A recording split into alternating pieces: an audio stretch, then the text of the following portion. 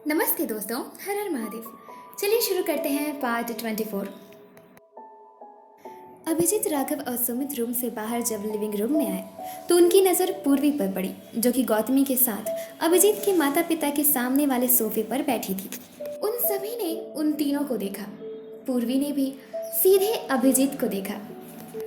पूर्वी को अपने सामने यूं अचानक से देखकर अभिजीत अपने सिरदर्द को तो ऐसे भूल गया जैसे उसे कोई सिरदर्द था ही नहीं। वो चुपचाप एक जगह पर खड़ा उसे देखने लगा। वो मन ही मन बहुत खुश भी था और साथ में मायूस भी।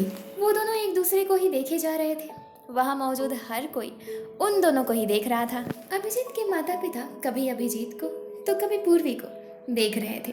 वो दोनों मन ही मन बहुत खुश हो रहे थे। लेकिन राघव और सुमित मन ही मन थोड़े से नाराज थे पूर्वी से। उन्हें शिकायत थी कि उसने कार्तिक को क्यों पसंद किया अपने लिए।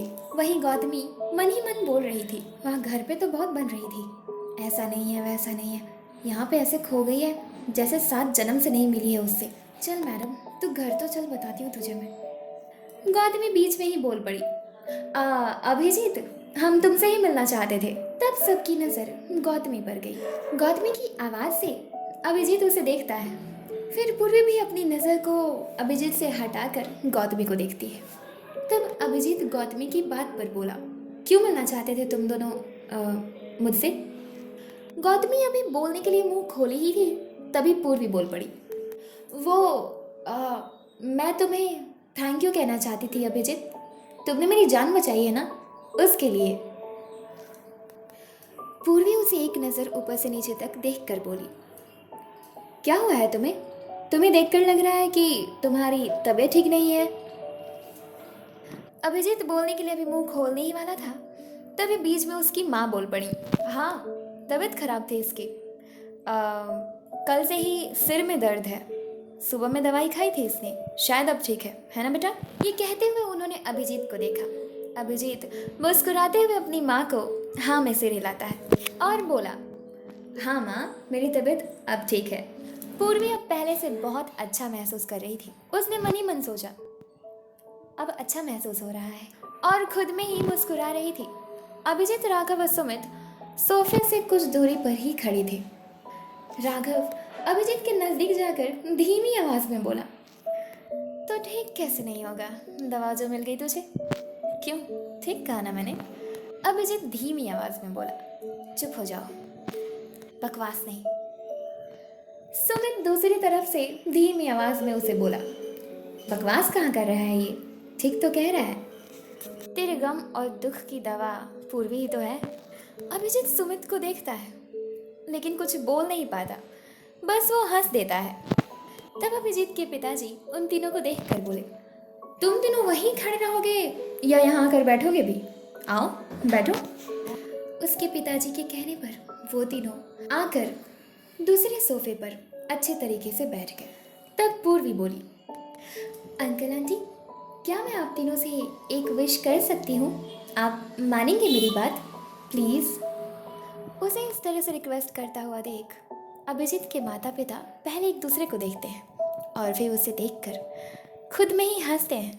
और फिर उसके पापा बोले, हाँ, करेंगे विश तुम्हारी पूरी, बोलो तो। सभी बेसब्री से सुन रहे थे कि आखिर वो बोलने क्या जा रही है। गौतमी को भी नहीं पता था कि वो क्या बोलने वाली है। गौतमी भी उसे देखते हुए मन ही मन सोच रही थी, क्या बोलने वाली है ये, मुझे भी नहीं बताया इसने। पूर्वी खुश होते हुए बोली,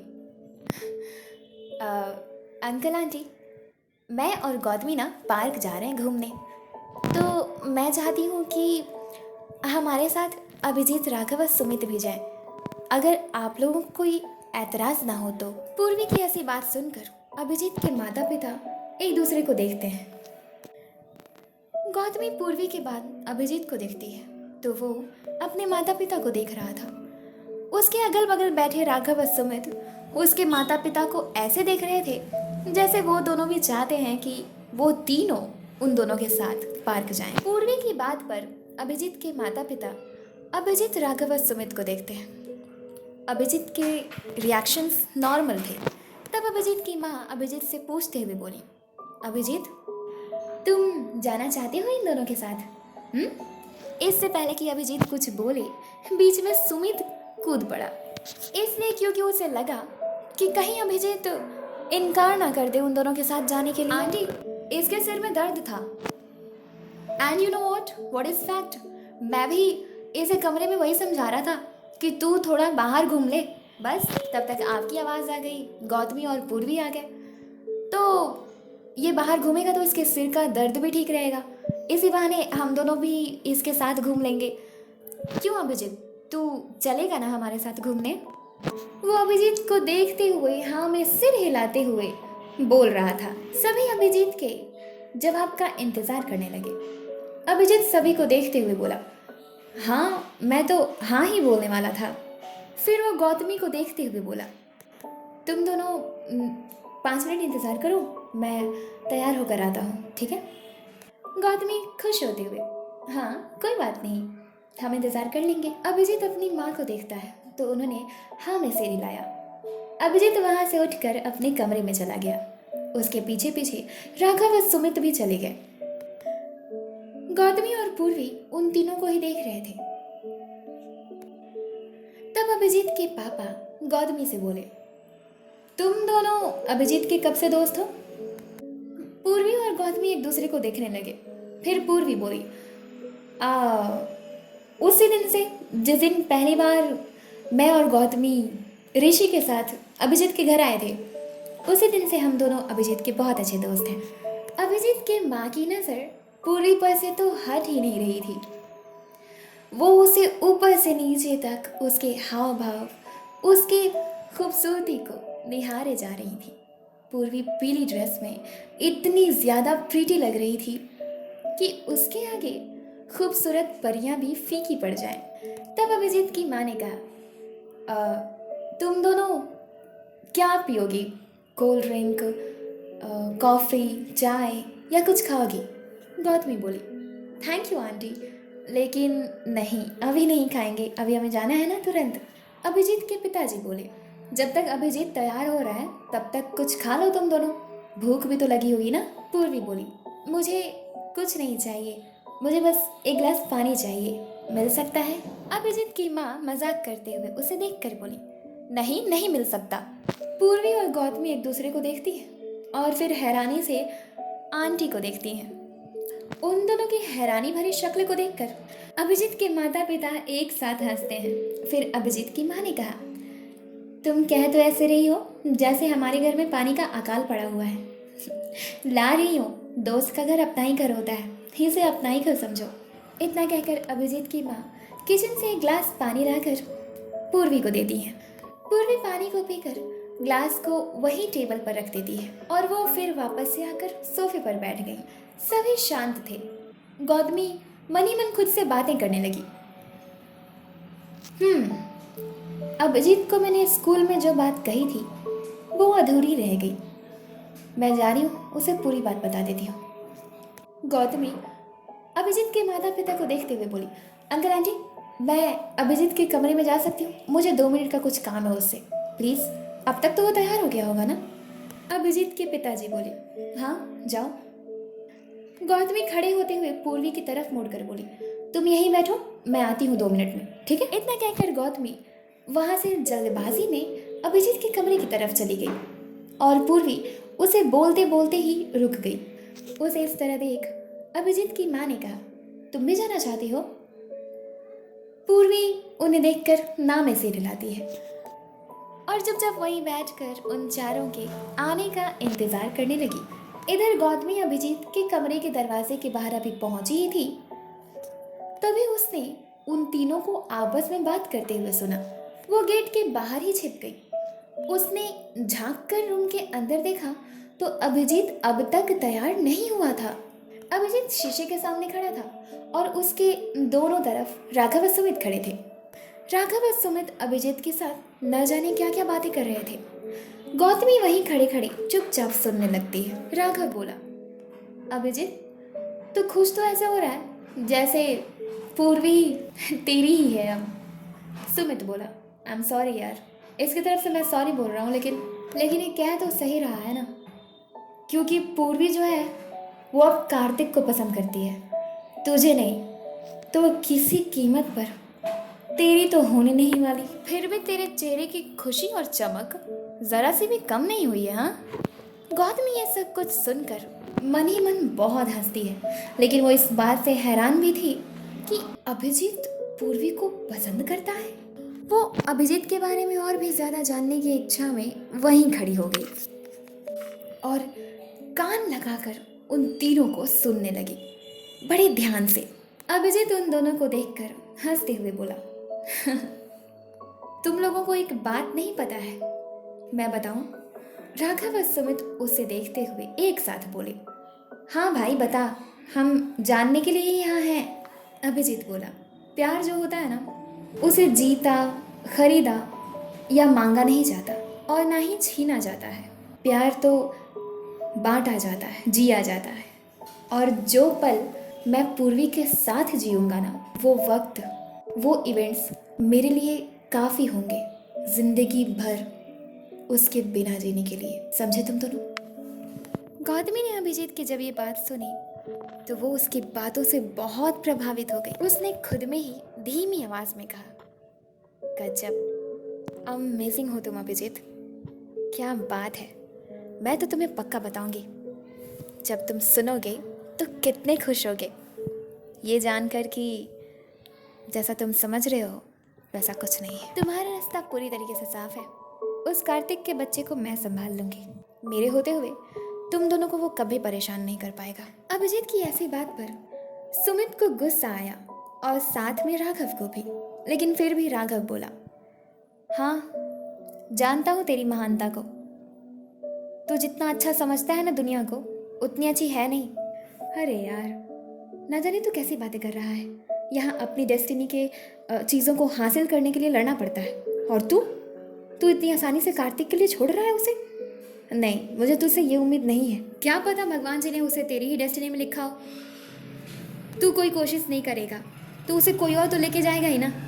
सुमित ने उसके कंधे पर हाथ रख के उसे देखते हुए कहा, अभिजीत देख, तुझे जो करना है तू कर, हम तेरे साथ हैं। हर चीज़ में हमने आज तक तेरा साथ दिया है ना, हम हर चीज़ में आगे भी तेरा साथ देंगे। तू हारने से मत डर, क्योंकि तू नहीं हारेगा, हम तेरे साथ हैं। इससे पहले कि अभिजीत कुछ बोलता, गौतमी अंदर एंटर करते हुए बोलती है, हारने से नहीं डरना चाहिए। वो तीनों झट से मुड़कर गौतमी को देखते हैं। गौतमी उन तीनों को देख रही थी। उसके चेहरे पर एक बड़ी सी स्माइल थी। वो अंदर आते हुए बोली, अभिजीत, राघव ठीक कह रहा है, उसकी बात मानो। जो तुम्हारी डेस्टिनी में है वो तुम्हें मिल के रहेगी, लेकिन नहीं मिलेगी तब जब तुम कोशिश नहीं करोगे। सुमित बोला, अच्छा तो तुम यहाँ बाहर छिपकर हम तीनों की बातें सुन रही थी? गौतमी उसके नजदीक आकर खड़ी हो गई और बोली, सुमित, अगर मैं नहीं सुनती ना तो तुम्हारा ये दोस्त जीत के भी हार जाता और तुम लोग कुछ नहीं कर पाते। सुमित कुछ बोलने ही वाला था, तभी अभिजीत ने कहा, क्या कहना चाहती हो तुम? साफ साफ कहो। गौतमी उसे देखते हुए खुश होकर बोली, हाँ बताती हूँ। उस दिन जो मैंने तुम्हें स्कूल में बताया था वो सब झूठ था। वो दरअसल सही था, लेकिन वो पूर्वी ने नहीं कहा था। कार्तिक के पास पूर्वी का मोबाइल था, उसने पूर्वी बनकर मुझसे चैटिंग की थी, मुझे गलतफहमी हो गई थी। गौतमी बड़े विस्तार से अभिजीत, राघव और सुमित को कार्तिक की सारी बातें बता डालती है। ये सब कुछ सुनकर अभिजीत, राघव और सुमित खुशी से एक दूसरे के गले लगते हैं। अभिजीत खुश होते हुए बोला, सच में? वाह, मैंने तो उम्मीद ही छोड़ दी थी। Thank you thank you thank you Gautami, तुम्हारी वजह से सब ठीक हो गया। तब गौतमी उसे देखकर बोली, दोस्ती में no thank you no sorry, only मस्ती, ओके? तुम तीनों ने उन किडनैपर्स से मेरी जान बचाई, इससे मैंने तुम्हारी जिंदगी बचा ली। अब चलो जल्दी तैयार हो, बेचारी पूर्वी नीचे अकेली बैठी हुई है। अभिजीत खुशी से उछलते हुए अपनी कबर्ड के पास जाकर उसे खोलता है और उसमें से ढेर सारी शर्ट्स को निकालकर गौतमी को दिखाने लगा और बोला, गौतमी, इन सब में से चूज करो, कौन से कलर की शर्ट पहनूं मैं? गौतमी बोली, मुझसे क्या चूज करवाते हो? रुको, बुला कर लाती हूँ, नीचे ही तो बैठी है, 2 मिनट रुको, मैं अभी लेकर आई उसे। गौतमी नीचे गई अब तक अभिजीत के पापा बाहर जा चुके थे और अभिजीत की माँ वहीं बैठकर पूर्वी से बातें कर रही थी। गौतमी पूर्वी के पास आकर अभिजीत की माँ से बोली, आंटी हम चारों ना एक गेम खेल रहे हैं, तो पूर्वी अकेले बैठ के क्या करेगी, इसलिए इसे ले जा सकते हैं। अभिजीत की माँ ने कहा, हाँ ले जाओ, वैसे भी मुझे कुछ थोड़ा सा काम है, खाना बनाना है, अभी तक तो सबने नाश्ता किया है। तुम लोग बाहर नहीं जाओगे? गौतमी बोली, जाएंगे ना, लेकिन वो तैयार हो जाए तब, अभी वो तैयार नहीं हुआ है, तब तक हम चारों गेम खेलेंगे। गौतमी पूर्वी का हाथ पकड़कर उसे दौड़ाते हुए अभिजीत के कमरे में लेकर गई। पूर्वी जैसे ही कमरे के अंदर आई, उसने देखा कि जमीन पर ढेर सारी शर्ट्स फेंकी हुई थी और कुछ शर्ट्स राघव के हाथ में और कुछ सुमित के हाथ में थी। अभिजीत बेड पर बैठा हुआ था, राघव सुमित से बातें कर रहा था। पूर्वी को देखते ही अभिजीत जमीन पर खड़ा हो गया। राघव और सुमित भी अपनी अपनी जगह पर कपड़ों को लिए हुए खड़े हो गए और पूर्वी गौतमी को देखने लगी। का हाथ पकड़ रखा था, वो लाकर अभिजीत के सामने उसे खड़े करते हुए राघव और सुमित के हाथ में लिए हुए शर्ट्स की तरफ इशारा करते हुए पूर्वी को बोली, पूर्वी चल बता, इनमें से कौन से रंग की शर्ट पहनेगा अभिजीत। अभिजीत का पूर्वी के सामने होने की वजह से उसकी बॉडी अंदर ही अंदर बहुत वाइब्रेट कर रही थी, लेकिन फिर भी उसके चेहरे पर और उसकी बॉडी लैंग्वेज में कॉन्फिडेंस था। वो अपने आप को पूरी तरीके से सबके सामने कॉन्फिडेंट शो कर रही थी। उसने गौतमी को देखते हुए बोला, अभिजीत की तरफ अपने हाथ से इशारा करते हुए, मुझे क्या पता, मुझसे क्यों पूछ रही है तू, अब अभिजीत को जो पसंद आएगा वो वही पहनेगा ना। तब अभिजीत उसे देखते हुए बोला, मैं थोड़ा कंफ्यूज्ड हूँ, समझ नहीं आ रहा है कि कौन सा पहनूं, तुम ही चूज करके बता दो ना। अभिजीत के ऐसा कहने पर पूर्वी अपना सिर उठाकर उसकी आंखों में देखती है। अभिजीत बोलकर चुप हो गया और उसे ही देख रहा था। पूर्वी अपने खुले बालों में अपने हाथ को फेर कर बोली, मैं ओके, ये वाली शर्ट बहुत अच्छी लगेगी तुम पे, जचेगी ये तुम पे। वो शर्ट सुमित ने अपने हाथ में होल्ड कर रखा था। सुमित बोला, मैचिंग नहीं हो जाएगा, ये भी येलो शर्ट है और तुमने भी पीले रंग की पहन रखी है, बाहर जाओगे तुम दोनों तो देख के बोलेंगे कि तुम लोग गर्लफ्रेंड बॉयफ्रेंड हो। पूर्वी सुमित को देख कर बोली, तुम तो ठीक कह रहे हो, इस हिसाब से हमारे स्कूल में जितने भी बच्चे हैं, जितने भी लड़के और लड़कियां हैं, वो सभी एक दूसरे की गर्लफ्रेंड बॉयफ्रेंड ही हैं। क्यों, वो भी तो मैचिंग ड्रेस पहनते हैं ना। अरे मैचिंग क्या, हूबहू पहनते हैं। पूर्वी की ऐसी बात पर अभिजीत हंसता है और सुमित के हाथ से उस शर्ट को लेकर बोला, ठीक है मैं यही पहनूंगा। राघव अपने हाथ से अपने सिर को खुजाते हुए बोला, वाह क्या लॉजिक है। गौतमी भी पूर्वी की ऐसी बात पर मन ही मन हंस रही थी। अभिजीत अपनी शर्ट को सुमित के हाथ से लेकर पूर्वी को दिखाते हुए बोला, यही शर्ट ना, मैं यही पहनूंगा, आज से ये मेरी फेवरेट शर्ट है। पूर्वी खुश होकर हंसते हुए अभिजीत को देखती है। अभिजीत पूर्वी को देखते हुए बोला, मैं पहन कर आता हूँ, इंतजार करो 2 मिनट। पूर्वी अपने सिर को हाँ में हिलाते हुए नीचे झुका लेती है। वो मन ही मन बहुत ज्यादा खुश थी। अभिजीत हंसकर बाथरूम में चला गया। उसके जाने के बाद पूर्वी बेड पर जाकर पैर नीचे लटकाकर बैठ गई। राघव और सुमित सोफे पर जाकर बैठ गए और गौतमी खड़ी ही थी। गौतमी सुमित को देखते हुए बोली, क्या तुम्हें शर्म नहीं आती, लड़की खड़ी है और तुम बैठे हुए हो। सुमित उसे देखते हुए बोला, क्यों, लड़की के पास दिमाग नहीं है, वहाँ इतनी जगह पड़ी हुई है, बैठ जाओ कहीं भी। गौतमी सुमित को उंगली दिखाते हुए बोली, तमीज नहीं है तुम्हें कि कैसे बात करनी चाहिए गौतमी से, जानते हो ना कि मैं गौतमी हूँ। सुमित बोला, ओफो, हम भी जानते हैं, सब जानते हैं कि तुम गौतमी हो, तो क्या कर लोगी, मैं तो बोलूँगा और बदतमीजी भी करूँगा, जो कर सकती हो करके दिखाओ। गौतमी उसे मुक्का दिखाते हुए बोली, मुंह तोड़ दूंगी तुम्हारा। सुमित बोला, अच्छा इतनी हिम्मत है तो तोड़ के दिखाओ। गौतमी अभी उसकी तरफ एक कदम बढ़ी ही थी, तभी राघव और पूर्वी एक दूसरे को देखते हैं और फिर उसके बाद उन दोनों को एक साथ बोले, बस करो तुम दोनों। राघव बोला, तुम लोगों को पता है, मैं एक न्यूज़ बताता हूँ, गौतमी तुम पूर्वी के पास बेड पे जाके बैठो, जाओ। गौतमी गुस्से से घूरते हुए सुमित को देखकर बेड पर जाकर पूर्वी के बगल में बैठ गई, पैर को नीचे लटकाकर। फिर राघव बोला, अब लड़ना नहीं और मेरी बात ध्यान से सुनना, हमारे स्कूल में आज से 14 दिन बाद एक फंक्शन रखा गया था, लेकिन कार्तिक सर के दिमाग में न जाने क्या आया कि उन्होंने उस फंक्शन को पोस्टपोन कर दिया, 5 दिन आगे बढ़ा दिया। हर साल उसी तारीख को होता था, लेकिन इस साल सर ने 5 दिन आगे बढ़ा दिया। पूर्वी ने कहा, लेकिन ऐसा क्यों किया कार्तिक ने? सुमित बोला, क्या पता उनके दिमाग में कब क्या आए क्या चले, हमें क्या पता। आखिर वो कार्तिक हैं, कार्तिक सिन्हा। हं, वो अपनी मर्जी के मालिक हैं। वो तीनों आपस में भी बातें कर ही रहे थे, तभी अभिजीत अपनी शर्ट की एक स्लीव को फोल्ड करते हुए बाथरूम से बाहर आया। सभी की नज़र उस पर ही टिक गई।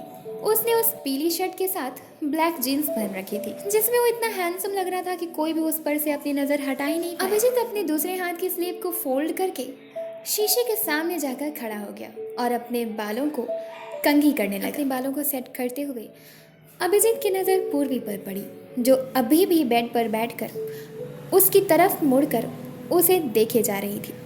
वो शीशे में ही उसे देख रहा था। उसे देखने के बाद वो हल्का सा मुस्कुराता है। राघव, सुमित और गौतमी तीनों ही पूर्वी को देख रहे थे और एक दूसरे में इशारे से बातें करते हुए खुश भी हो रहे थे। अभिजीत अपने बेड पर रखी हुई घड़ी को उठा लेता है और उसे अपनी कलाई पर बांधते हुए सुमित की तरफ मुड़ा और बोला, चले। पूर्वी अभी भी उसे ही देख रही थी और मन में ही सोच रही थी, कितना प्यारा दिख रहा है ये, वाह। सुमित गौतमी को देखकर मुस्कुराते हुए बोला, क्यों, चले? गौतमी बोली, हाँ चलते हैं ना, जल्दी जल्दी जल्दी। इतना कहकर सभी रूम से बाहर आकर अभिजीत की माँ को बाय कह के गौतमी की कार को अभिजीत के घर पर लगाकर अभिजीत की कार से पार्क चले गए।